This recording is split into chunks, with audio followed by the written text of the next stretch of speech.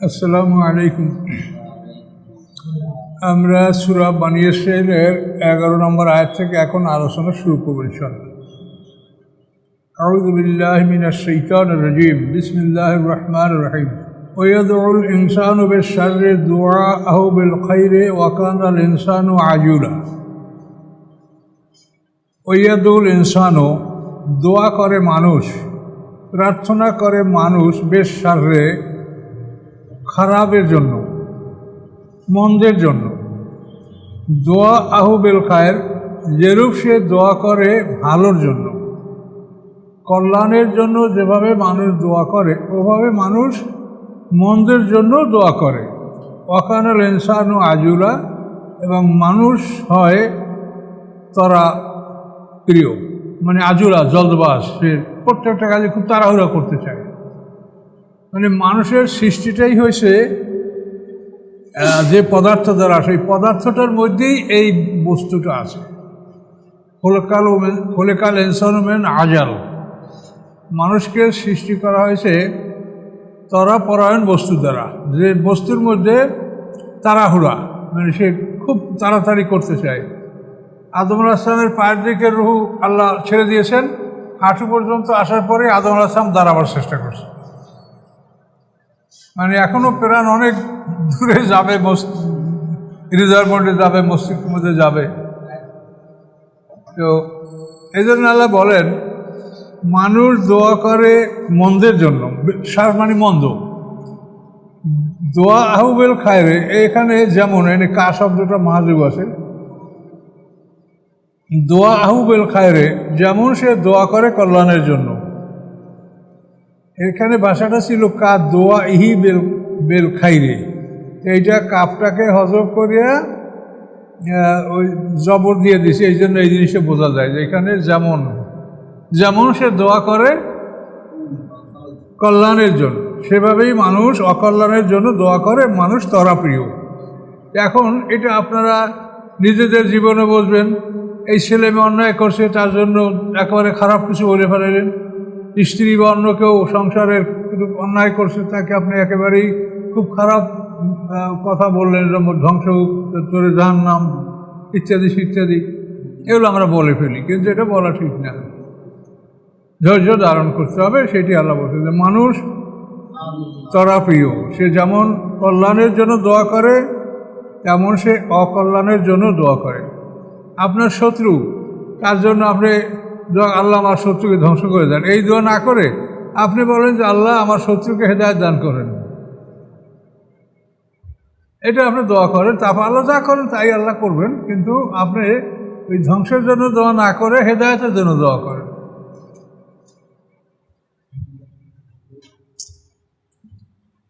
জাআলনা লাইলা one নাহারা আয়াতাইনি, জাআলনা করেছি আমি, না কিন্তু বহু বচন, কিন্তু সম্মানসূচক। করেছি আমি রাতকে এবং দিনকে দুটো নিদর্শন। এটা নিদর্শন এই জন্য, যেটা কিন্তু আসলে আশ্চর্যজনক ব্যাপার। সূর্য প্রতিদিন ওঠে, প্রতিদিন ডুবে। এটা যদি না হতো, মনে করেন যে এটা বছরে একবার উঠতো, যে সমগ্র পৃথিবী মানুষ সূর্য উদয় দেখার জন্য নদীর পাড়ে যাইত, কুয়াকাটা যাইত, সূর্য কেমনে ওঠে, আবার সূর্য কেমনে অস্ত যায়। কিন্তু প্রতিদিন উদয় হয়, প্রতিদিন অস্ত যায়, এই জন্য এটার কোনো গুরুত্ব আমাদের কাছে নাই, যে এটা তো হয়েই থাকে। কিন্তু আসলে কিন্তু খুব বড় একটা বিরাট জিনিস। আল্লাহ বলেন রাত এবং দিন, এটা এই দুটোকে আমি করেছি নিদর্শন, আয়াতাইনে, দুইটা নিদর্শন। মাহাওনা আয়াতাল লাইলে, অতঃপর আমি বিলুপ্ত করেছি রাতের নিদর্শনগুলি। অর্থাৎ রাতে কি কি ঘটে এটা বিলোপ, এটা আমরা দেখি না। এই রাত্র হওয়ার সাথে সাথে নিশাচর প্রাণীরা, নকশানার বডিজ, নিশাচর প্রাণীরা, এই আপনার যে শিয়াল কোথায় থাকে আপনি সারাদিন খুঁজে পান না, কিন্তু সন্ধ্যার পরে শিয়ালের মানে ঝাঁকে ঝাঁকে শিয়ালের ডাক শুনতে পাচ্ছেন। আমরা কুসুরবন খেয়ে ফেলছে, এরা ছিল কোথায়? তো এইভাবে নিশাচর প্রাণী, অনেকগুলি পাখি আছে যারা রাত্রে আহার করে, অনেক পশু আছে যারা রাত্রে আহার করে। তারপরও মানব জাতি ছাড়া অন্য অন্য জাতি, যে জিন জাতি বা অন্যান্য, এদেরও রাত্রে চলাফেরা বেশি থাকে। তো এই জন্য আল্লাহ বলেন যে আমি রাত দিন দুটা নিদর্শন সৃষ্টি করেছি। রাতের নিদর্শনগুলি আমি বিলুপ্ত, মাহামানি মুছে ফেলা। ওই যে ইয়ামহুল্লাহ মায়াসেও আসে না, ইয়ামহুল্লাহ আল্লাহ যা ইচ্ছা মুছে ফেলেন, ওই শব্দটি এখানে ওই মাদ্দা, মানে ওই শব্দমূল।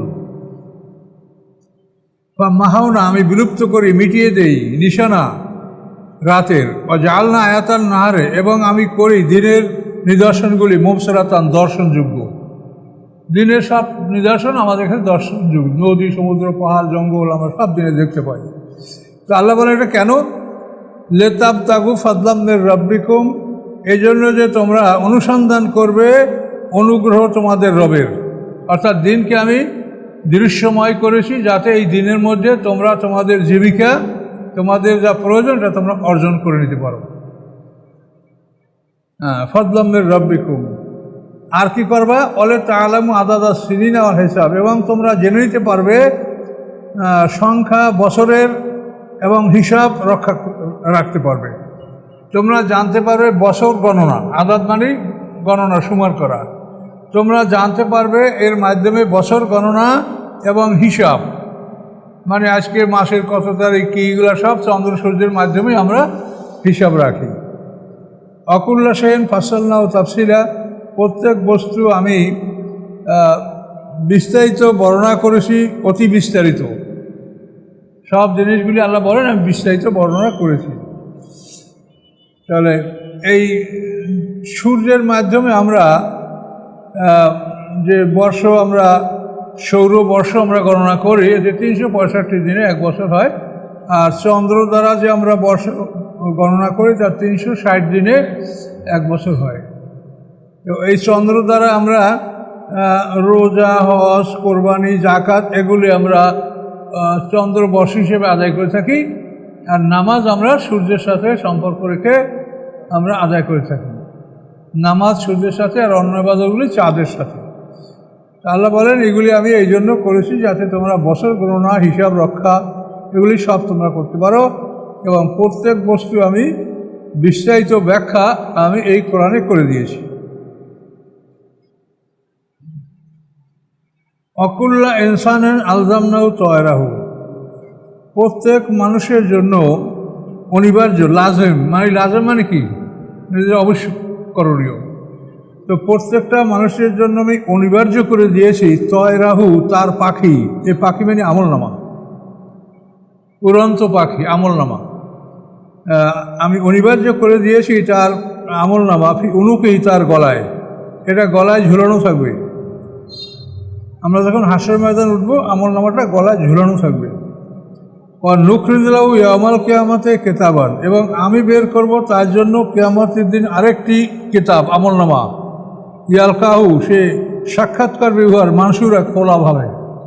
সেটা খোলা, মানে দেখবে বিশাল আপনার একটা খাতা, আপনার প্রত্যেকটা আমল ডিটেল লেখা আছে।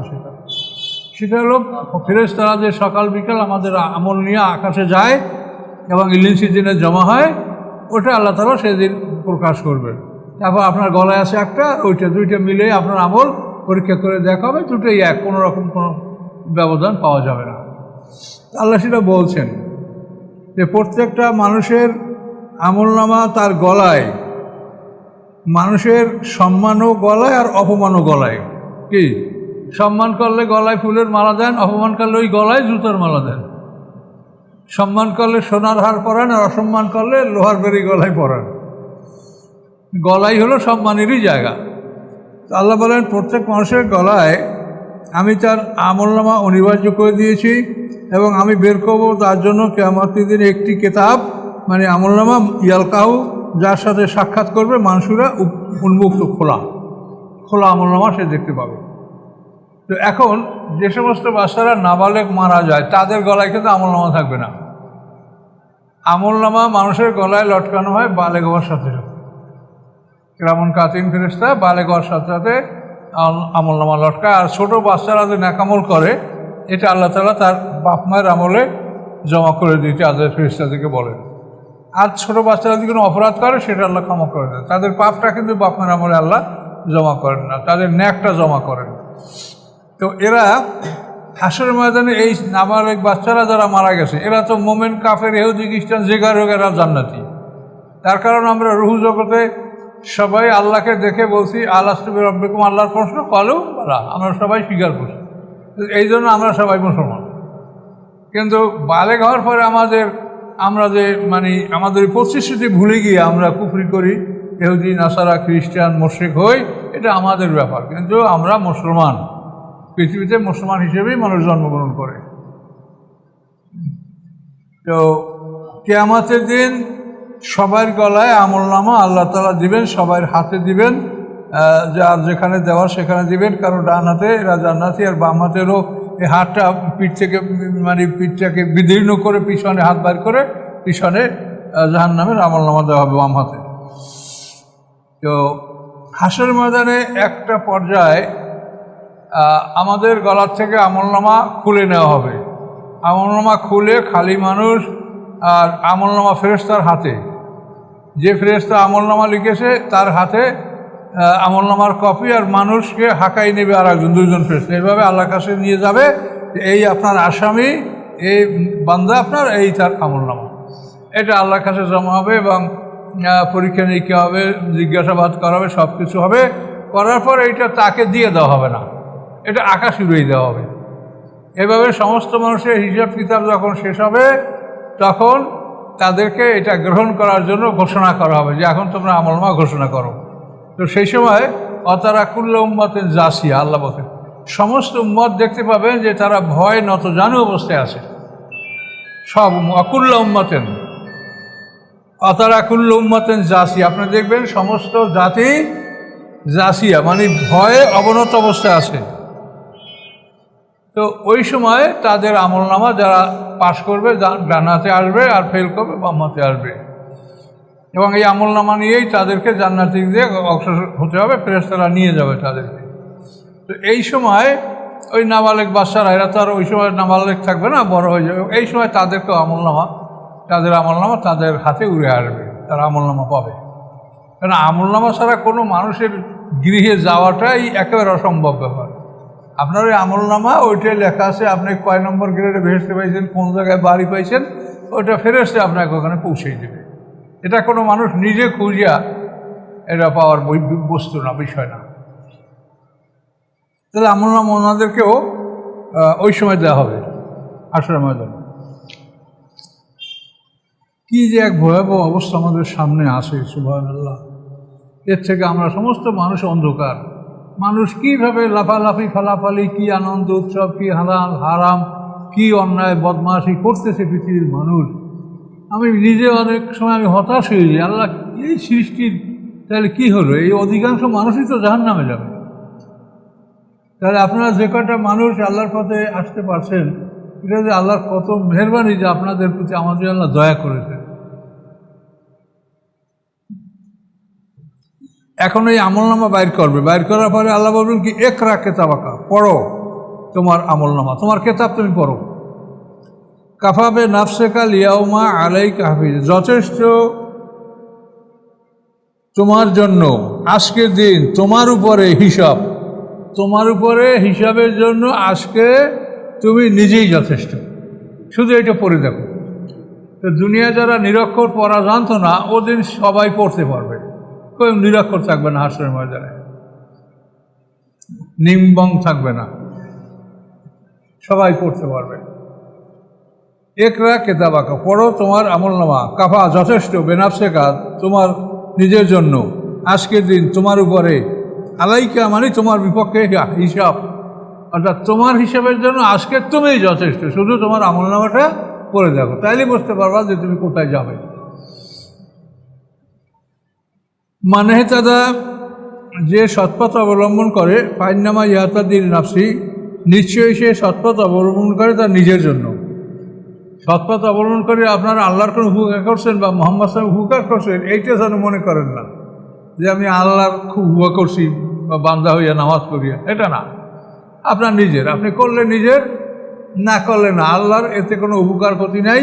এবং আমাদের থেকে আল্লাহ তাআলার মধ্যে কোনো গুণাগুণ যোগ হয় না। বান্দার আমলের সাহায্যে আল্লাহর কোনো গুণাগুণ যোগ হয় না, এটা বুঝিয়ে নেবেন। আল্লাহ যে গুণের মালিক, অনাদিকাল অনন্তকাল থেকেই তিনি ওই গুণের মালিক, ওই গুণ নিয়েই তিনি কিভাবে আবির্ভূত হয়েছে সেটা তিনিই জানেন, আমরা জানি না। তবে মানুষের কোনো কাজকর্ম দ্বারা আল্লাহর কোনো গুণ বা সিফত এগুলি বাড়ে না। বিরাট ব্যাপার, বোঝেন কি? এটা বোঝারই ব্যাপার। অমান দল্লা, এবং যে পথ হারায়, দল্লা মানে হারানো, অমান দল্লা, এবং যে পথ হারায়, ফাইন্নামাই আদুল্ল আলাইহা, সে তার নিজের বিরুদ্ধেই পথ হারায়। আমরা সিরাতাল মুস্তাকিম জান্নাতের রাস্তা, এইটা যদি না থাকেন অন্য যে কোনো পথে আপনি ঢুকলেন তা আপনি তো পথ হারায় গেলেন। আপনি ঢাকা গেলে ঠিক ঢাকার লাইনের গাড়ি, ঢাকার লাইনের ট্রেনেই উঠতে হবে। পথ হারাইলে কেউ গন্তব্যস্থানে বুঝতে পারবে না। আলাইহা মানে তার নিজের উপরে। ওয়ালা তাজিরু ওয়াজিরাতুন বিজরা উখরা, এবং বহন করবে না কোনো বহনকারী বোঝা অপরের, কোনো বহনকারী অপরের বোঝা বহন করবে না। যেমন কাফেররা বলতো যে ইত্তাবে সাবিলানা ওয়াল নাহমিল খাতায়াকুম, তোমরা আমাদের পথ অবলম্বন করো, তোমাদের পাপের বোঝা আমরা বহন করব। আবু সুফিয়ান বলছিল কুরাইশদেরকে যে তোমরা আমার পথে থাকো, আমার সাথে থাকো, মুহাম্মদ সাল্লাল্লাহু আলাইহি ওয়াসাল্লামের সাথে যেও না, তোমাদের পাপ হইলে সেটা আমি বহন করব। এই কাফেররা এটা বলেছে, ইত্তাবে সাবিলানা ওয়াল নাহমিল খাতায়াকুম, তোমরা আমাদের রাস্তা ধরো, পথ অবলম্বন করো, আমরা তোমাদের পাপগুলি বহন করব। আল্লাহ বলছেন যে না, ওয়ালা তাজিরু ওয়াজিরাতুন বিজরা উখরা, তা পারবে না। তবে পারবে কি, যে একটা ভালো কাজে ভালো পথ দেখাইলে ওই ভালোর একটা অংশ আপনি পাবেন, আর মন্দ পথ কাউকে আপনি দেখাইলে মন্দের একটা অংশ আপনি পাবেন। মাইয়াসফা শাফাতান হাসানাতান ইয়াকুল্লাহু নাসিবুম মিন্না, ওমাইয়াসফা শাফাতান হাসানাতান ইয়াকুল্লাহু কিফলুম মিন্না, এটা সূরা নিসার মধ্যে আছে। ওমা কুন্না মুআযিবিন হাত্তা নাবআসা রাসূলা, এবং হব না আমি শাস্তি দানকারী। আল্লাহ বলেন হব না আমি শাস্তি দানকারী হাত্তা নাবআসা রাসূলা, যতক্ষণ না আমি প্রেরণ করব রাসূল। এই রাসূল ডাইরেক্ট রাসূল হতে পারে, আর রাসূলের রাসূল হতে পারে।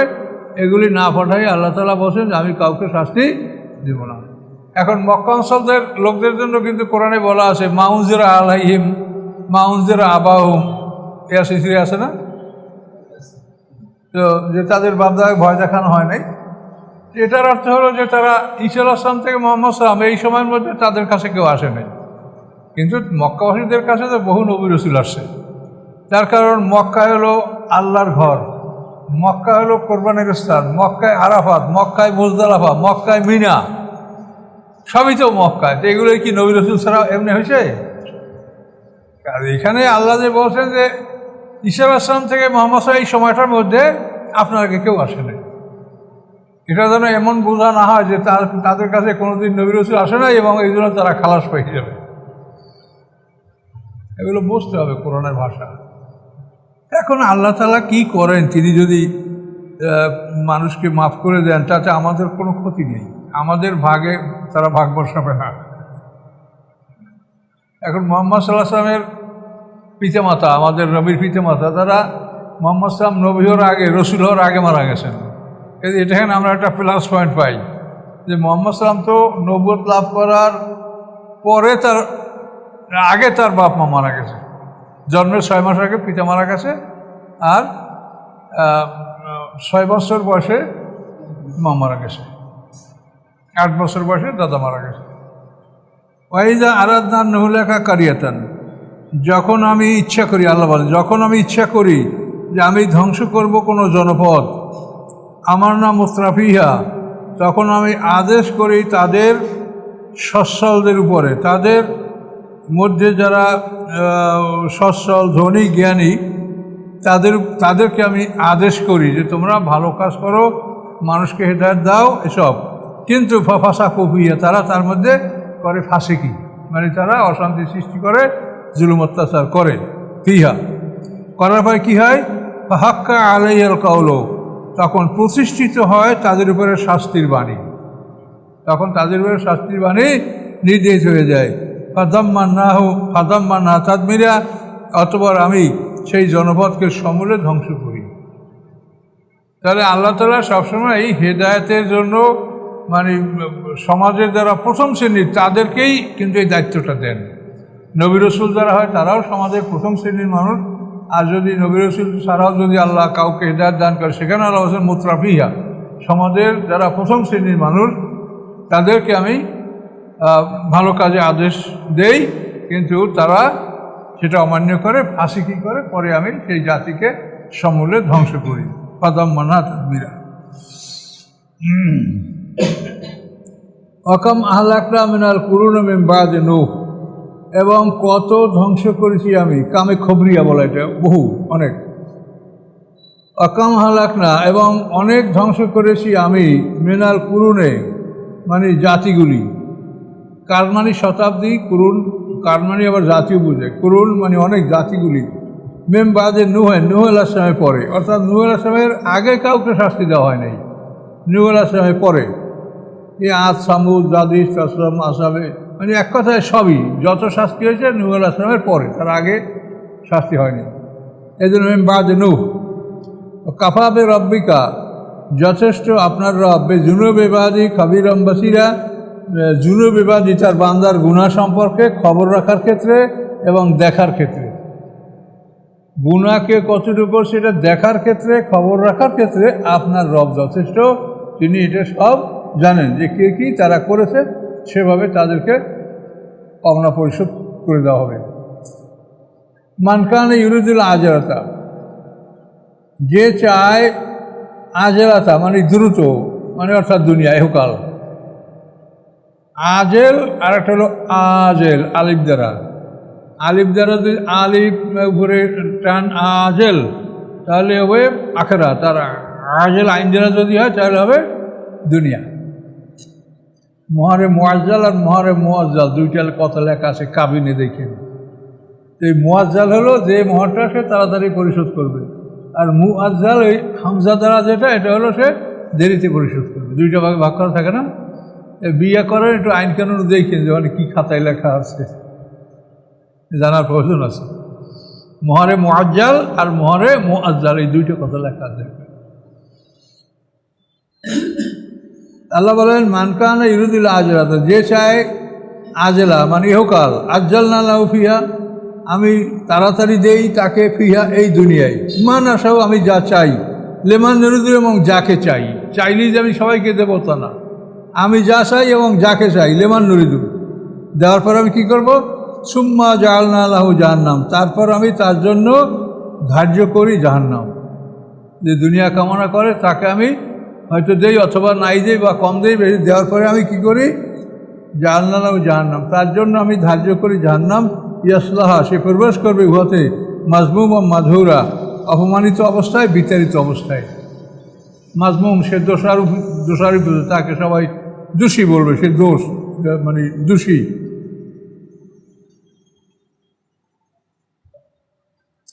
সে নিন্দিত, অপমানিত, মাধুরা বিতাড়িত। মান আরাদাল আখরাতা, এবং যে চায় পরকাল, তাহলে ওইটা হলো আজেলাতা দুনিয়ার, আখেরা পরকাল।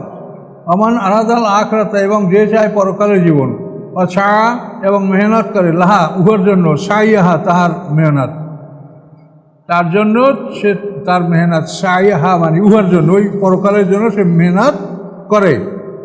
ওহুয়া মোমেনুন, এবং সাথে সাথে সে মোমেনও হবে। মোমেন না হইয়া যদি মেহনত করে, হিন্দুরা সারা জীবন কত কাজ করে, দাড়ি রাখছে, চুল রাখছে, মোষ রাখছে, হ্যাঁ, তারপর সিমটা বানাইছে, সবজি খায়, নিরামিষ খায়, এই চেষ্টা করছে না।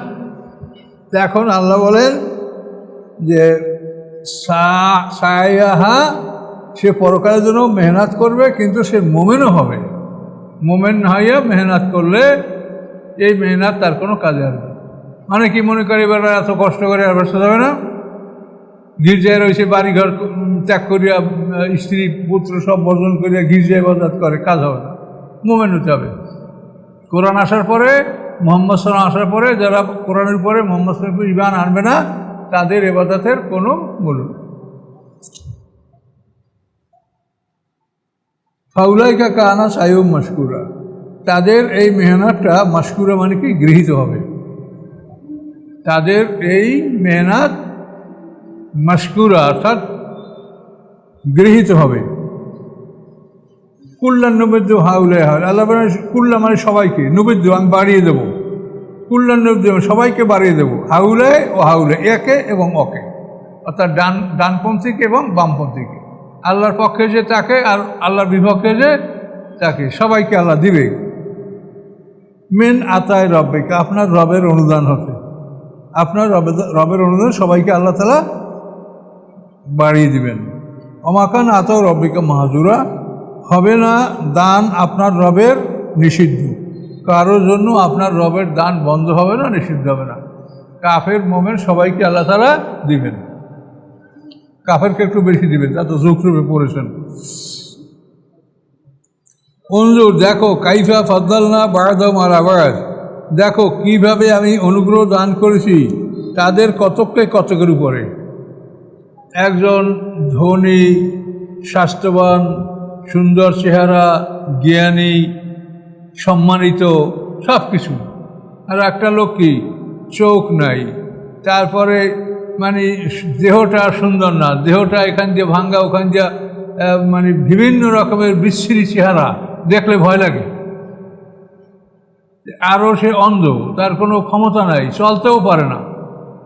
এখন আল্লাহ বলেন যে আমি কাইফা ফাদ্দালনা বা'দাহুম আলা বা'দ, যে আমি কীরূপে তাদের কতককে কতকের উপরে অনুগ্রহ দান করছি, এটা তুমি দেখো দুনিয়ায়, ওই লোকটা কেমন। কিন্তু অলাল আখরাত আকবার দারাজাত, অবশ্যই আখরাত সর্বশ্রেষ্ঠ স্তর, আখরাতের ব্যবধানটা এসেছে অনেক বেশি,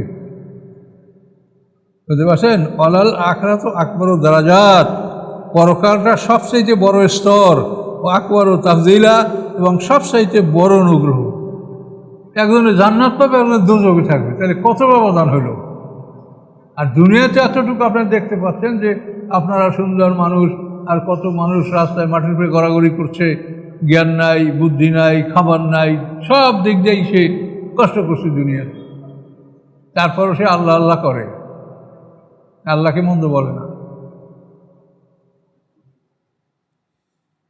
লা তাজআল মা'আল্লাহি ইলাহান আখার, আল্লাহর সাথে অন্য ইলাহ নির্বাচন করো না, আল্লাহ এক, তার সাথে কোনো ইলাহ নাই। মুশরিকরা আল্লাহকে মানে, কিন্তু বলে যে আল্লাহ একা, এত মানুষের কথা শুনতে পারবে না, কাজে আমাকেও প্রত্যেক গোত্রের পক্ষ থেকে এক একজন ভগবান থাকবে, এরা আল্লাহর কাছে আমাদের কথা শোনাবে, দায়িত্ব পালন করবে, শাফাত করবে, এই ছিল তাদের শিরক। আল্লাহ বলেন ওয়া লা তাজআল মা'আল্লাহি ইলাহান আখার, তোমরা আল্লাহর সাথে অন্য ইলাহ নির্বাচন করবে না, যদি করো ফাতাকুযা মাযমুমা, তোমরা বসে পড়বে অভিশপ্ত হয়ে, মাঝুরা মাকজুরা, এবং অপমানিত হয়ে, নিন্দিত অপমানিত হয়ে তোমরা বসে পড়বে। মাজমুমা জম মানে যে দোষী, তার কোনো গুণ নাই, দোষ আরোপিত, যার উপরে সব ধরনের দোষ আরোপ করা এলো মাজমুম, আর মাকজুলা মানে অপমানিত। অকাদা রব্বুকা আল্লা তা'বুদু ইল্লা ইয়াহু, সিদ্ধান্ত দিয়েছেন, কাদা মানে ফরজ করেছেন, রব্বুকা আপনার রব, যে আল্লাহ তা'বুদু ইল্লা ইয়াহু, যে তোমরা ইবাদত করবে না ব্যতীত তার, আল্লাহ ছাড়া তোমরা কারো ইবাদত করবে না। তারপর কি করবে? অবিল ওয়ালিদাইনি ইহসানা, এবং পিতামাতার সাথে সদ্ব্যবহার করবে। তাহলে আল্লাহর ইবাদতের পরই আদেশ হলো পিতামাতার সাথে সদ্ব্যবহার করা। শিরকের পরে বড় গুনাহ হলো পিতামাতার নাফরমানি করা।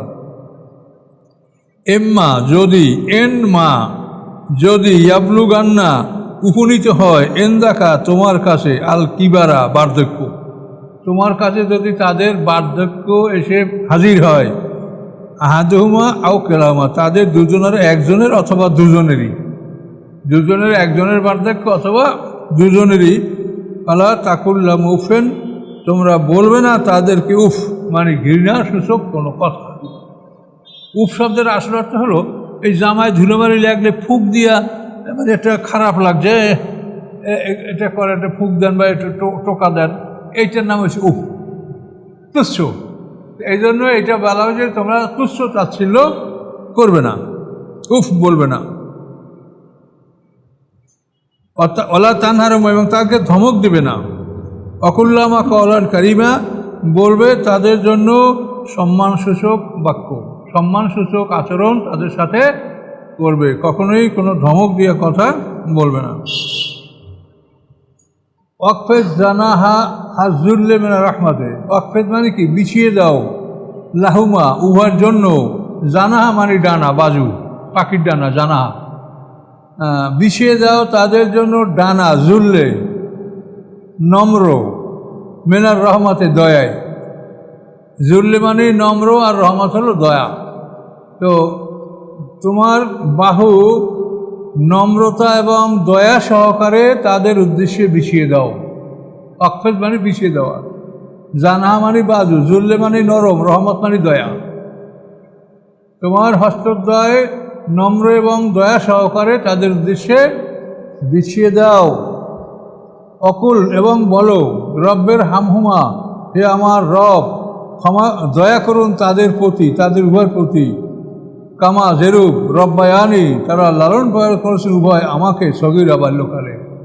তাহলে আল্লাহ রব আর পিতামাতাও কিন্তু রব, কথা বলতে পারছেন? কামা রব্বায়ানি, তারা যেভাবে আমাদেরকে প্রতিপালন করেছে, রব, রব শব্দের অর্থ হলো প্রতিপালন, লালন পালন করে। তো আল্লাহ হচ্ছে রব্বুল আলামিন, আর আমাদের পিতা হচ্ছে আমাদের রব, আমাদেরকে লালন পালন করেছে। কামা যেরূপ রব্বায়ানি সগীরা, লালন পালন করেছে ছোটোবেলায়। এখন যদি আপনারা ছোটোবেলায় সন্তানকে মারপিট করেন, অত্যাচার করেন, তাহলে এই দোয়ায় কী হইবে? তাহলে তো আসবে যে ভাসি উঠবে যে আপনি তো ছেলে নাবালক বাচ্চাকে অত্যাচার করছেন। তাহলে এই দোয়ার সুফল আপনি পাবেন? কি বলতে পারছেন না?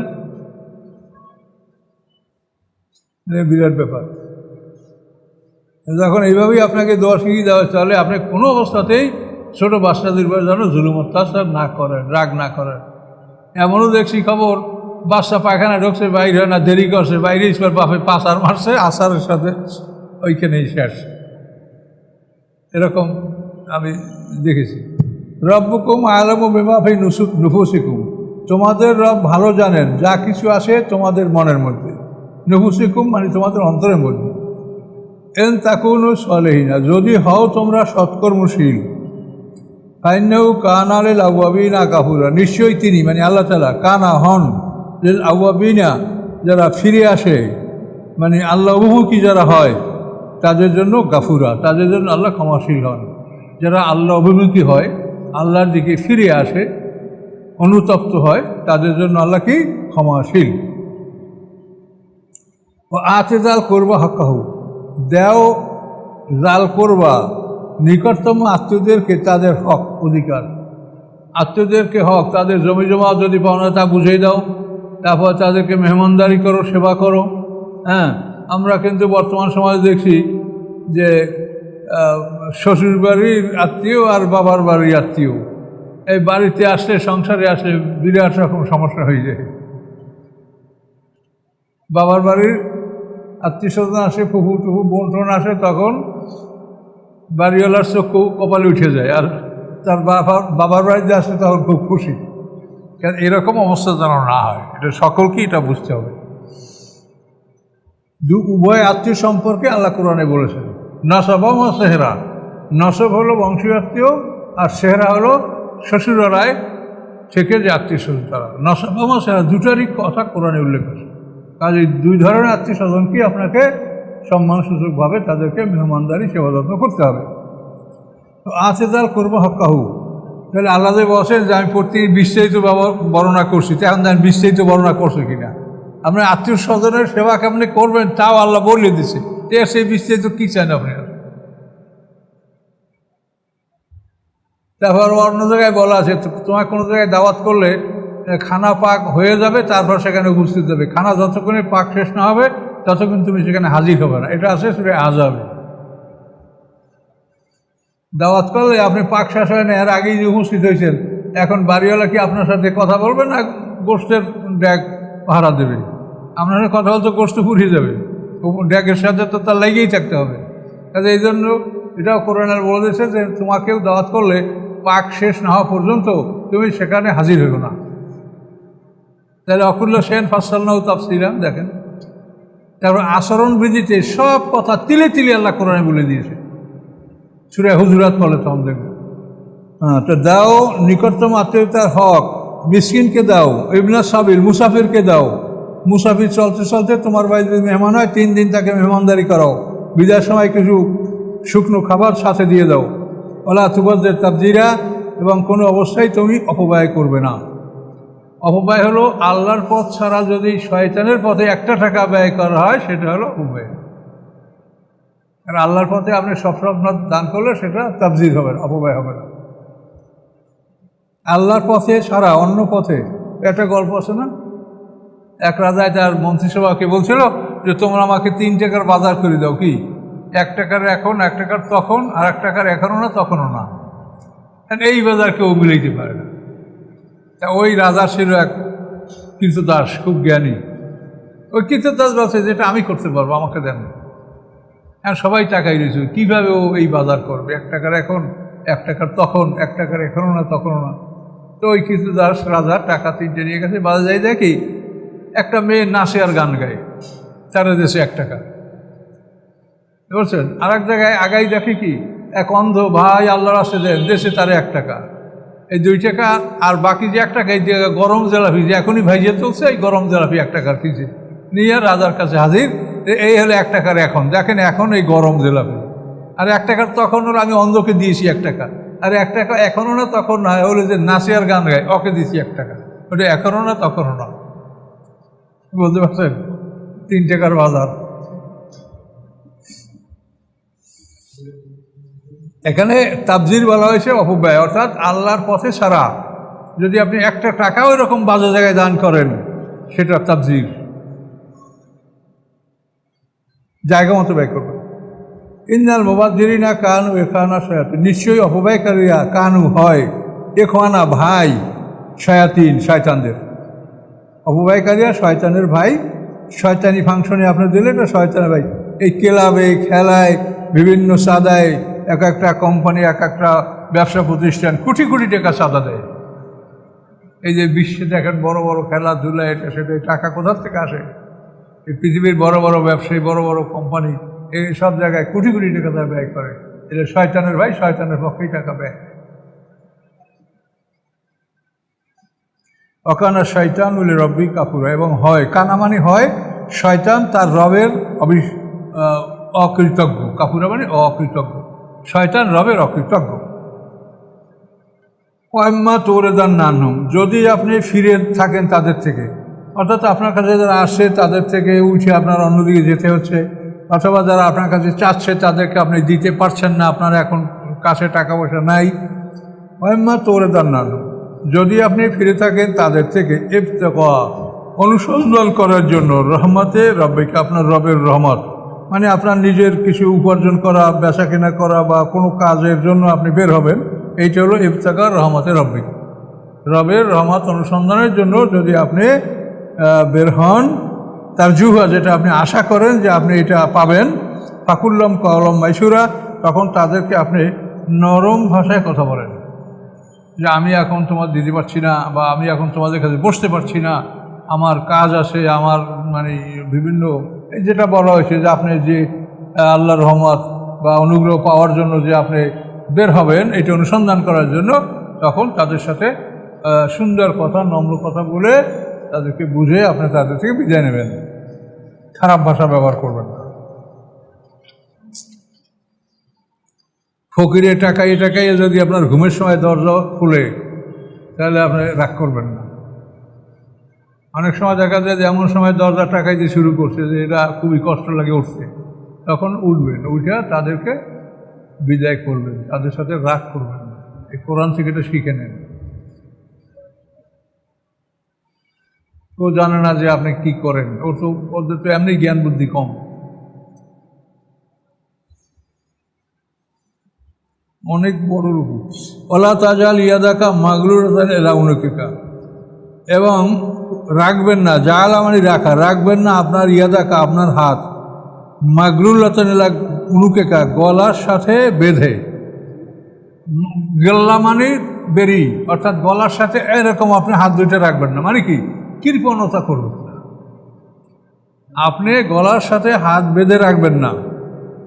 আর ওলা তাবসুতা কুল্লাল বাস, এবং একেবারে একেবারে সব এরকম খোলা করবেন না, মানে সবই দিয়ে দেবেন না। কোনো সাহাবী বাগানের ফল কাটছে আর সবই দিয়ে দিছে, বাড়ি গেছে খালি, তাতে ছেলে মেয়ে আছে, স্ত্রী পুত্র পরিজন আছে, কিন্তু আল্লাহ বলছেন এটা ঠিক না। আপনি গলার কাছে হাত বন্ধ রাখবেন না, মানে কৃপণতা করবেন না, আর সব দান করে দিবেন না। ওলা তাবসুতা কুল্লাল বাস, এবং সম্পূর্ণ সম্প্রসারণ করবেন না আপনার হাত। যদি করেন তাহলে কী হবে? হতাকুদা, আপনি বসে পড়বেন মালুমাম মাহসুরা, আপনি তিরস্কৃত এবং অচল, আপনাকে তিরস্কার করবে মানুষ এবং আপনি অচল অবস্থায় সম্মুখীন হবেন। কাজ এটা আপনি করবেন না। আপনি সবসময় দান করবেন এবং সংসার এর জন্য রাখবেন, নিজের প্রয়োজনের জন্য সংসার রাখবেন। বৃদ্ধ বয়সে তো মানুষের অনেক সমস্যা হয়, যখন আয় বাণিজ্য কোনো দিকে থাকে না, সেই সময়ের জন্য কিছু সঞ্চয় করে রাখতে হবে। এটা তো আল্লাহ বলছে। আপনি এটা সম্বন্ধে একটা সারে নজরুল আছে, সেটা হলো আল্লাহ রসুলের কাছে এক মহিলা এক ছেলেকে পাঠাই দিয়েছে যে তুমি আল্লাহ রসুলকে বলো সে আমাকে একটা জামা দিক। তো ছেলে এসে বলে যে আমার মা আপনার কাছে জামা চাইছে। আল্লাহ রসুল বলছেন যে আমার এখন জামা দেওয়ার মতো আমার কাছে নাই। গেছে, ছেলে বলছে যে না রাসূল এখন দিতে পারবে, বলে আবার যা, বলে আমার মা আপনার কাছে জামা চাইছে। আবার আল্লাহ রসুল বলছেন যে আমার এখন দেওয়ার মতো জামা নাই।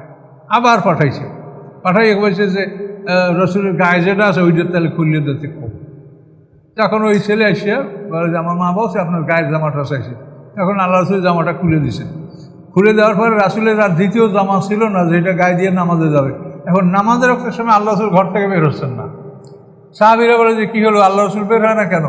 শেষ পর্যন্ত দেখে যে আল্লাহ রসুলের জামা নাই, সবই দিয়ে পাই। এটা সামনে এই ঘটনাও আছে, আল্লাহ ভালো লাগে। তাহলে আপনি হাত দুটা গলার কাছে বেঁধে রাখবেন না, আবার সম্পূর্ণ বিস্তার করবেন না। ইন্না রব্বাকা ইয়াবসুতু রিজকা লিমাইয়াশা, নিশ্চয়ই আপনার রব বিস্তার করে দেন রেজেক লিমাইয়াশা, যার জন্য তিনি ইচ্ছা করেন, ওয়াকদের, এবং যাকে ইচ্ছা তিনি কমিয়ে দেন। ইন্নাহু কানা বিবাদি খাবিরাম বাসিরা, নিশ্চয়ই আল্লাহ তাআলা হন তার বান্দা সম্পর্কে তিনি খবর রাখেন এবং সব কিছু দেখেন। কাজে কোন বান্দারে বাড়াই দিলে উপকার হবে আর কাকে বাড়াই দিলে ক্ষতি হবে এটা ভালো জানেন। এটা জেনে আল্লাহ তাআলা রেজেক যাকে ইচ্ছা বাড়ায় দেন, যাকে ইচ্ছা কমিয়ে দেন, তিনি তার বান্দা সম্পর্কে খবর রাখেন এবং সব কিছু দেখেন। আলহামদুলিল্লাহ।